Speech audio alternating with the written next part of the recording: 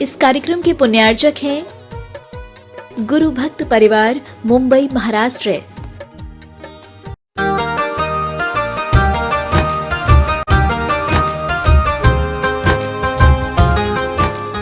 गुरु की महिमा वर्णी न जाए, गुरु नाम जपो मन वचन खाए। उनका नाम जपने मात्र से पापों का नाश होता है। हिंदी कवि ने लिखा है, यह तन विष की बेलड़ी, गुरु अमृत की खान, शीस दिए पर गुरु मिले तो भी सस्ता जान। यदि जीवन में सच्चे गुरु मिल जाएं, शीश काट करके चरणों में रखने पर भी मिलते हैं, तो भी समझना यह सौदा बहुत सस्ता मिल गया। क्योंकि गुरु के चरणों में शिष्य भक्त जब प्रणाम करता है, दोनों घुटने झुकाता है, दोनों हाथों को मोड़ता है, सिर झुकाता है, नैन झुकाता है, मस्तक झुकाता है और अपना मुख नीचे की ओर करता है। यानी चाहे गवासन से करे, चाहे पंचांग नमस्कार करे, चाहे अष्टांग नमस्कार करे, अंग आठों झुकते हैं। द्वय चरण पाद झुकाने का आशय है, हे गुरुदेव, आज से मैंने अपने जीवन में आपको गुरु स्वीकार किया। मेरे कदम अब वहीं जाएंगे जहाँ आपका संकेत है। मैं मनमानी से अपने कदमों को नहीं बढ़ाऊंगा। दोनों हाथ जोड़ के समर्पित किए, हे गुरुदेव, जीवन में मेरे हाथ वही कार्य करेंगे जिस कार्य को करने का आपका संकेत है। आपके संकेत के विपरीत मेरे हाथ कुछ काम नहीं करेंगे। हे गुरुदेव, मेरा मुख जीवन में उन्हीं शब्दों का उच्चारण करेगा जिन शब्दों को बोलने का आपका संकेत है। उसके अतिरिक्त मेरे मुख से अन्य शब्द नहीं निकलेंगे जो परुष हों, साबद्य हों, निंद्य हों, चुगली के शब्द हों, पाप वर्धक शब्द हों। ऐसे शब्द कदापि नहीं निकलेंगे। हे गुरुदेव, मेरी कर्ण सदैव आपकी वाणी सुनेंगे। जिन वाणी सुनेंगे मेरे नेत्र आपका अवलोकन करेंगे और मेरा मुख आपके वचन बोलेगा, स्तुति करेगा और मेरा सर आपके चरणों में हमेशा रहेगा। आपके चरणों की धूली जिस दिन मेरे माथे से लगती जाएगी, मेरा जीवन धन्य और भाग्यशाली सिद्ध हो जाएगा। महानुभाव, आचार्यों ने, नीतिकारों ने भी लिखा है कि जीवन में जो भी अंधकार विद्यमान है अनादिकाल से, मिथ्यात्व, अज्ञान और संयम का, वे अंधकार सिर्फ और सिर्फ गुरु के माध्यम से दूर होता है। 100 सूर्य और 100 चंद्रमा एक साथ उदय को प्राप्त हो जाएं, तब भी व्यक्ति के अंदर के अंधकार को दूर नहीं कर सकते। बाहर का अंधकार दूर कर सकते हैं, किंतु गुरु के वचन, गुरुवाणी अंदर के अंधकार को दूर करने में समर्थ होती है। गुरुवाणी के माध्यम से ही निस्संदेह मिथ्यात्व का अंधकार तिरोहित होता है, अज्ञान का अंधकार तिरोहित होता है और असंयम का अंधकार तिरोहित होता है। लोग कहते हैं कि गुरु के बिना जीवन अधूरा है। लोग कहते हैं कि गुरु के बिना जीवन अधूरा है, किंतु हम इस बात से सम्मत नहीं हैं। अधूरा तो वह कहलाता है जिसका प्रारंभ हो चुका हो, अंत नहीं हुआ हो, पूरा नहीं हुआ हो। किंतु गुरु के बिना तो जीवन प्रारंभ ही नहीं होता, तो अधूरा कैसे हो सकता है। इसलिए कहा, जिसका कोई गुरु नहीं उसका सम्यक जीवन शुरू नहीं। यदि समीचीन जीवन का प्रारंभ होता है तो गुरु के माध्यम से होता है। गुरु की कृपा दृष्टि क्या होती है, छोटे छोटे 2 दृष्टांत दे करके अपनी बात को पूरी करें। पहला दृष्टांत जैन सम्राट चंद्र मौर्य के बारे में बताते हैं।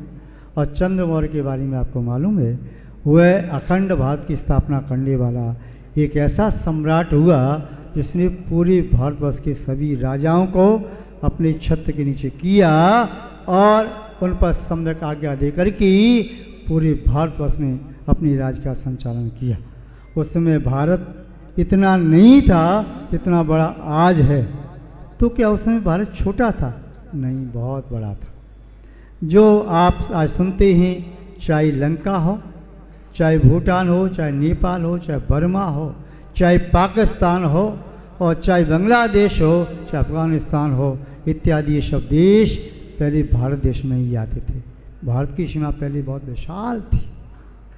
महानुभाव इतने सारी अखंड भारत पर राज करने वाला हुआ चंद्रगुप्त, उसके पहले मगध देश से सम्राट वह धनानंद था। नंद वंश का राज चल रहा था और नंद वंश के द्वारा जब चाणक्य का अपमान हो गया तो उसने अपनी चोटी में गांठ लगाई और संकल्प लिया कि मैं नंद वंश को समूल नष्ट करके रहूँगा। मार्ग में चलते हुए एक व्यक्ति के पैर में कुश चुभ गया। कुश चुभ जाने से वह चाणक्य ने क्या किया, उस व्यक्ति ने तो उस कुश को निकाल के अलग कर दिया, किंतु चाणक्य इतने पर नहीं माना। उस कुश में नमक और छाछ डाल करके उसकी जड़ को गला रहा था। नंद वंश का नाश करना है तो ऐसे करना है कि उसका बीज भी शेष न रहे। और पुनः चाणक्य नंद वंश का अतिथि बना और पुनः उनका सम्मान भी हुआ, किंतु उन्होंने मंत्री आदि पद को स्वीकार नहीं किया। शकटाल, कावी, वरुचि इत्यादि नंदवंश के मंत्री थे, उनको भी इन्होंने कारागार में डाल दिया। पुनः देश पर आक्रमण होने पर वरुचि आदि मंत्री ने धन देकर के शत्रु को लौटा दिया। जब उसने देखा कि मैं अब इसे बदला कैसे लूँ, तो चाणक्य को लाया और चाणक्य को मुख्य अतिथि बनाया। चाणक्य का आसन भोजनशाला में सबसे एक नंबर पर रखा। स्वर्ण के आसन पर चाणक्य को विराजमान करके उसे भोजन कराया। वह शकटाल जानता था कि मैं इसे बदला नहीं ले सकता, चाणक्य की सहायता आवश्यक है। दूसरे दिन शकटाल ने चाणक्य का आसन द्वितीय स्थान पर कर दिया, हाथ जोड़ के खड़ा हो गया, राजा का ऐसा ही आदेश। तीसरे दिन और पीछे कर दिया, राजा का ऐसा ही आदेश। चौथे दिन और पीछे कर दिया, स्वर्ण सिंहासन से चांदी का कर दिया। उसके बाद पुनः बदलती काष्ठ का कर दिया। और एक दिन ऐसा आ गया कि चाणक्य को अपमान करके शकटाल ने भोजनशाला से बाहर कर दिया।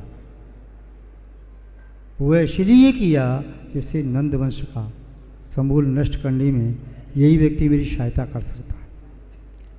और चंद्रगुप्त ने चंद्रगुप्त की खोज की। चाणक्य एक ऐसे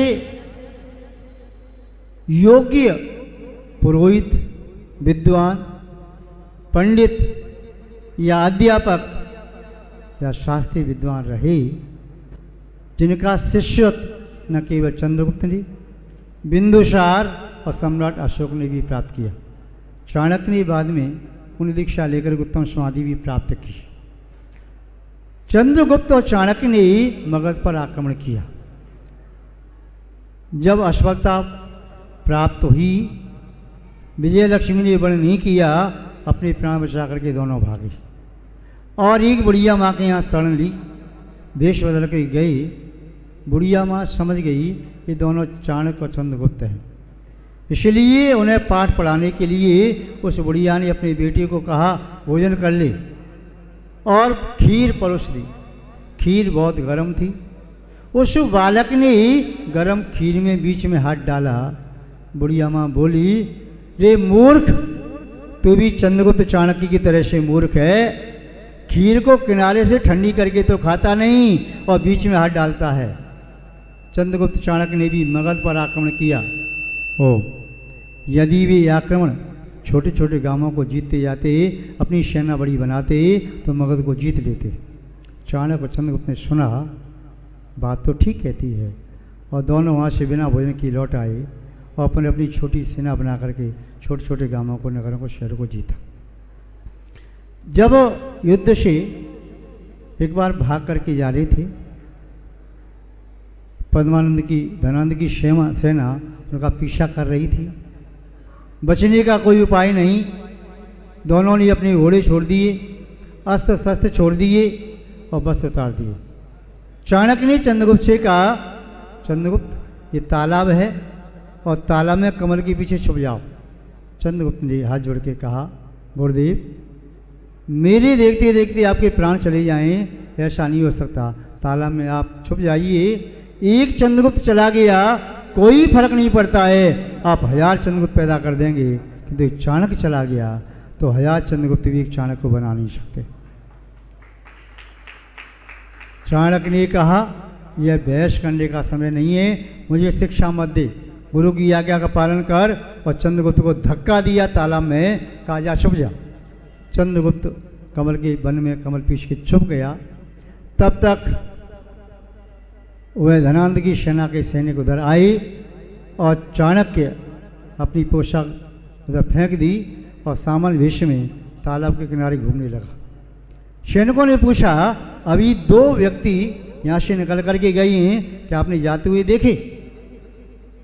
चाणक्य ने कहा एक का तो मुझे मालूम नहीं, किंतु एक वो छुपा है कमल के पीछे सामने तालाब में। दोनों सैनिक उतरे और तलवार सहित वो तालाब में कूदने को हुई। चाणक्य ने कहा अरे मूर्खो, थोड़ा बुद्धि का भी प्रयोग कर लो। जैसा मूर्ख धनानंद है उससे ज़्यादा महामूर्ख तुम हो। क्यों किया हुआ? अरे जल में हुए अकेला तुम 2 अपनी वर्दी खराब क्यों करते हो? उसे जा करके लपक करके उसका गला दबा दो। तलवार से वार करके मारने की अपेक्षा गला दबा के तालाब में गाड़ दो उसे। उन्होंने कहा बात तो ठीक कहते हैं, अपनी वर्दी खराब क्यों करें? अपनी वर्दी उतारी, तलवार रखी और दोनों तालाब में कूदने को हुई। चाणक्य ने उन्हीं की तलवार उठाई और ऊपर से वार किया, दोनों की गर्दन एक बार में काट के अलग कर दी। कहा चंद्रगुप्त आ जा। उन्हीं की वर्दी पहन के उनकी तलवार आदि लेकर के घोड़ों पर सवार होकर के दोनों निकल गए। आगे पहुंच करके चाणक्य ने चंद्रगुप्त से पूछा चंद्रगुप्त आज तुम जीवन में सत्य बोलना, चाहे कभी असत्य बोले हो या नहीं, मैं नहीं जानता। हाँ गुरुदेव, जब मैंने तुमको तालाब में कमल के पीछे छुपाया था तब तुम्हारे मन में क्या भाव आया था? गुरुदेव यही आया था कि गुरुदेव अपने प्राणों की बाजी लगाकर मेरे प्राणों की रक्षा करना चाहते हैं। बहुत अच्छे। किंतु दूसरी बार जब मैंने तुमको उन सैनिकों को बता दिया था, जब मैंने उन सैनिकों को आपको बता दिया था वो छुपा है, उस समय आपके मन में क्या भाव आया था? गुरुदेव यह भी सत्य है, मेरे मन में वही भाव आया था कि मैं गुरु की महिमा को नहीं जान सकता। वे किस प्रकार शत्रु को बचा करके भी मेरे प्राणों की रक्षा ही करेंगे, मेरा हित करेंगे, अहित नहीं करेंगे, ये मुझे विश्वास था। चाणक्य ने कहा चंद्रगुप्त मैं तुझे वचन देता हूँ, यदि शरीर में प्राण रहे तो मैं तुझे मगध का सम्राट बना करके रहूँगा। और चाणक्य ने अपनी प्रतिज्ञा पूरी की। केवल चंद्रगुप्त को सम्राट नहीं बनाया, उनके पिता बिंदुसार को और उसके चंद्रगुप्त के पुत्र बिंदुसार को और बिंदुसार के पुत्र सम्राट अशोक को, उनको भी सम्राट बना के रखा। 3 पीढ़ी तक वे गुरु बन करके रहे। दूसरा प्रसंग छोटा सा और सुनाते हैं। एक शिष्य जो पूर्व भव का पापिष्ट जीव था, जिसने पूर्व भव में किसी के साथ अत्याचार किया, उसका मर्डर किया, उसकी संपत्ति छीन ली, मर करके ही वह एक सामान्य कुल में उसने जन्म लिया। माता पिता मृत्यु को प्राप्त हो गई, अनाथ हो गया, उसका कोई सहारा नहीं। जंगल में जाकर के गुरु चरणों की सेवा करने लगा, गुरु के पास रहा। संयोग की बात, जिसको मारा था, जिसकी संपत्ति छीनी थी, वह भी मृत्यु को प्राप्त करके भयंकर सर्प बन गया। वह सर्प अपने शत्रु को डसने के लिए बहुत आतुर था। उस सर्प की आंखें लाल लाल और उसकी जीभ लपलपा रही थी। एक दिन वह शिष्य अपने गुरु के चरणों में शीश रख करके सो रहा था। गुरु पद्मासन लगा करके ध्यान कर रहे थे। आया, अपना माथा रखा और उसे नींद आ गई। संयोग की बात, गुरु के नेत्र खुले, कैसे से सो गया है, उसे सोते से उठाया नहीं। वह सर्प आया और सर्प ने उसे डसना चाहा। गुरु ने देख लिया। गुरु ने कहा ठहरो, क्या करते हो? सर्प ने अपनी भाषा में कहा मैं इसका वध करूंगा, अपने पूर्व का बदला लूंगा, इसके प्राण लेकर के जाऊंगा। गुरु ने कहा तो प्राण ऐसे नहीं ले सकता, मैं प्राण लूंगा, आप भी बचाना चाहो तो नहीं बचा सकते। गुरु ने कहा मैं अपनी प्राण देता हूँ, इसके प्राण छोड़ दे। नहीं, मुझे इसी के प्राण चाहिए, इसके प्राण तो मैं नहीं छोड़ूंगा। कोई उपाय है प्राण छोड़ने का? हाँ, उपाय है। यदि आपका आग्रह है तो एक ही केवल उपाय है, सिर्फ और सिर्फ यदि आप अपने हाथ से खंजर उठा करके इसका गला काट करके इसका रक्त मुझे दे दो तो मैं इसका रक्त पी के चला जाऊंगा, दूसरा उपाय नहीं।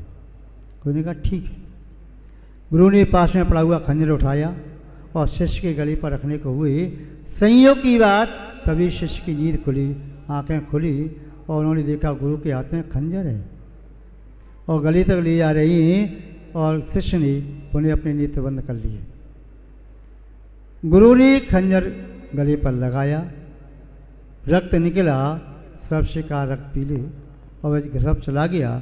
शिष्य ने नहीं देखा कि सर्प आया है, वह शिष्य पुण्य सो गया, उसे कोई खबर नहीं।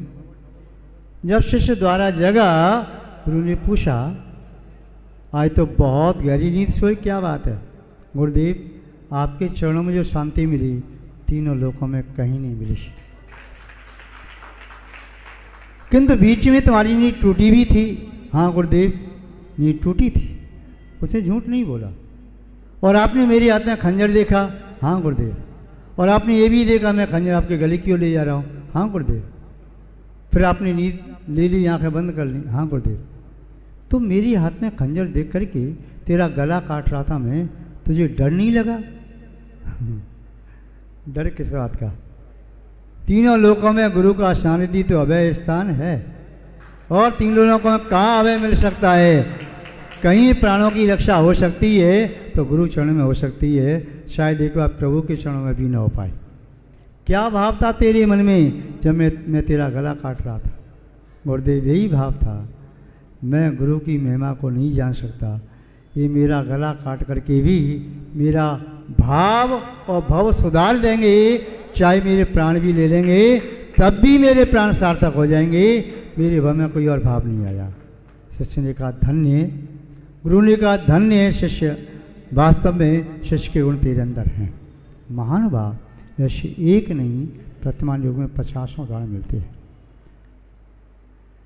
केवल संक्षेप इतना है, जब शिष्य का निस्वार्थ समर्पण गुरु चरणों में होता है तो गुरु का अंतरंग का बहिरंग का समग्र वैभव शिष्य का ही होता है। गुरु द्रव्यम गुरुवत ग्राह्यम, और गुरु का अंतरंग का खजाना चाहे ज्ञान संपत्ति हो, संयम की संपत्ति हो, भक्ति और श्रद्धा की संपत्ति हो, वह सब अनायास गुरु के वरद हस्त से प्राप्त हो जाती है। आपके प्रति शुभ आशीष हैं। इसी के साथ शब्द श्रृंखला को विराम देते हैं। जय बोलिए श्री शांतनाथ भगवान की, आचार्य गुरुदेव श्री विद्यानंद जी महाराज की, अहिंसामय विश्व धर्म की।